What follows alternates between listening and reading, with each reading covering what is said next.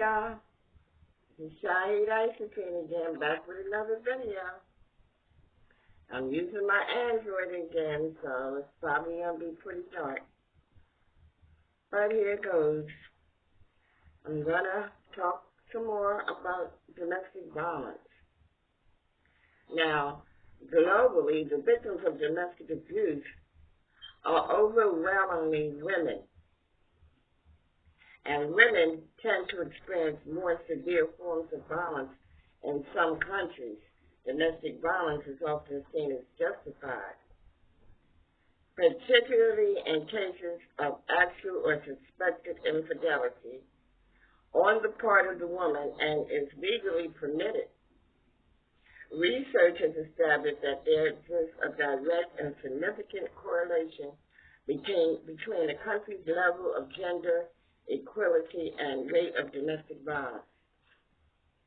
Domestic violence is among the most underreported crime worldwide for both men and women due to social stigmas regarding male victimization. Men face an increased likelihood of being overlooked by health care providers' victimization. Domestic violence occurs when the abuser believes that abuse is acceptable, justified, or unlikely to be reported. It may produce intergenerational cycles of abuse in children and other family members who may feel that such violence is acceptable or condoned.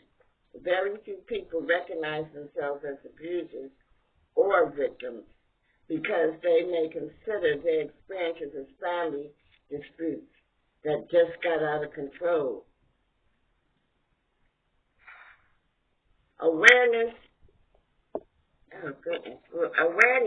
perception, definition, and documentation of domestic violence differs widely. It differs widely from country to country. Domestic violence often happens in the context of forced or child marriage. The do's and don'ts. Do ask if something's wrong. Don't wait for him or her to come to you. Express concern and don't judge or blame. Listen and validate. Don't pressure him or her, but offer help. Don't give advice. Support his or her decisions. Don't place conditions on your support. Okay? They need at this time for you to be there as a support system and not so much to tell them what they should or shouldn't do. But maybe just ask open-ended questions such as, do you feel as though you're in an abusive situation? What has been going on lately? Like, has he been or she been hitting you or pushing you around or holding money back, not paying the bills, not letting you have the use of the vehicles, and yes, locking you in the house when they go away, when they go to work, always trying to tell you how to dress, how not to dress, who to see, who not to see. So they need someone to be a support to them, to guide them where they can go to get help. Okay? So there are many movies that can be seen on domestic violence, such as The Burning Bed is a very good one. Enough with Jennifer Lopez. Sleeping with the Enemy. Provoked. So there's a number of movies out there, and if you would like me to make a list of them and go over them, let me know down in the comments. Okay? Speaking Speak up if you suspect domestic violence or abuse. If you suspect that someone you know is being abused, speak up. If you're hesitating, telling yourself that it's none of your business, you might be wrong. Or the person might not want to talk about it. But keep in mind that expressing your concerns will let the person know that you care and may even save his or her life.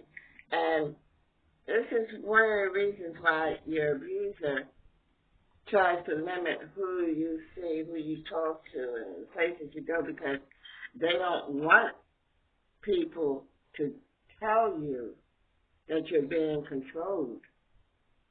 They want you to believe what goes on in the houses is your business. I remember years and years ago, if you got in the middle of a husband and wife, even boyfriend and girlfriend, especially with a husband and wife dispute, they would tell you, the abuser would tell you, it's their business. This is my wife. You have nothing to do with it. And at one point, if you called the police, they would come, and they would just make the man take a walk or whatever, come back later, especially if his name was on the lease. Just take a walk, cool off, and come back. But then again, the abuse never stops. It'll continue on the same night or weeks or days or whatever, it comes back. And there's such a thing as the honeymoon stage, which I'll talk about later. Now, the statistics on domestic violence, on an average, nearly 20 people per minute are physically abused by an intimate partner in the United States. And during 1 year, this equates to more than 10 million women and men, and 1 in 3 women and 1 in 4 men have been victims of some form of physical violence by an intimate partner within their lifetime. So anyone can be abused regardless of sex, gender, sexual orientation, age, race, religion, culture, educational or social economic background. So it really doesn't make a difference. It can happen to anyone. So what is domestic abuse again? It's an ongoing pattern of controlling behavior used to physically, emotionally, and psychologically exert power over a current or former intimate partner or even a family member. The abuse never stops. It usually gets worse and increases in frequency over time. Domestic abuse, again, can include physical abuse, hitting, pushing, shaking, biting, using a knife or gun or other weapon, slapping, choking, burning, scratching, and spitting.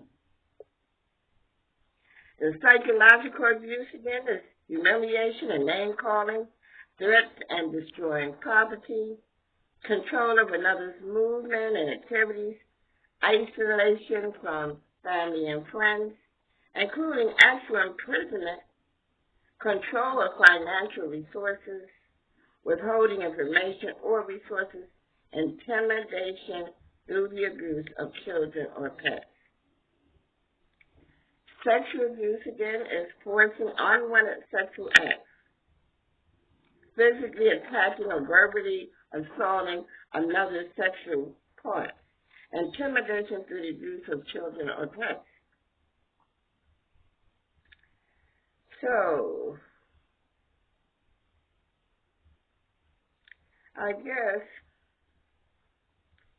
that I'll end it here. I'm going to just go over this one. And there are many barriers to leaving an abusive situation. There are many barriers to leaving an abusive situation, such as fear, lack of safe housing alternatives, limited access to financial resources, isolation from support systems, including friends, family, or community resources. Concern for personal safety and the safety of loved ones. Because sometimes if you threaten to leave, they are threatening to harm your parents. Sometimes even the children. Okay? Concern for personal safety and the safety of loved ones. Cultural beliefs that challenges one's right to leave. Fear when seeking help of experienced racism, homophobia, ageism, or other discrimination based on physical ability, nationality, or immigration status, and also feeling hopeless. But there is a way out. Abuse is never acceptable, and it is never your fault. Okay? So, I just want to end this by saying, it's never your fault. If you feel as though you may be in an abusive situation with your partner or family member, there is always help out there. And you are not alone. There are so many people that are going through the same thing. And if you are going through an abusive situation, I would advise that you seek help as soon as possible, because when you're in an abusive situation, it doesn't just affect you. It affects the whole family. It affects your children. It affects your family. It affects your performance at work. A lot of times, little girls will grow up as women and think that it's okay to be abused by their partner. Boys will grow up and feel that it's okay to abuse their partner because they've seen that happening with their moms. And then sometimes boys will grow up and they will not become abusers because they've seen this in the home, and this is just something that they don't want, that they will never do. And there are some women who, will not accept it. The first time they feel as though they are being abused, they will get out of that relationship. But there are so many that will grow up and feel that women will grow up and feel, well, it must be okay, my mom went through it, and she still loves my dad, or she still loves her, whoever, and the family member. So just try to stay out the way and get help.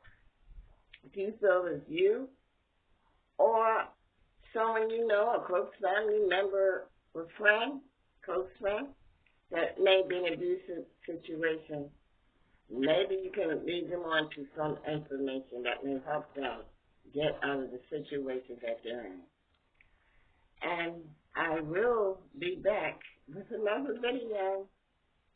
So until then, I would just like to say be safe, be happy, be free, and stay safe. Please stay safe. Please stay covered, because this thing is not over. So we don't want to let up on this situation. So I just pray that everybody stays safe, stay out of the way.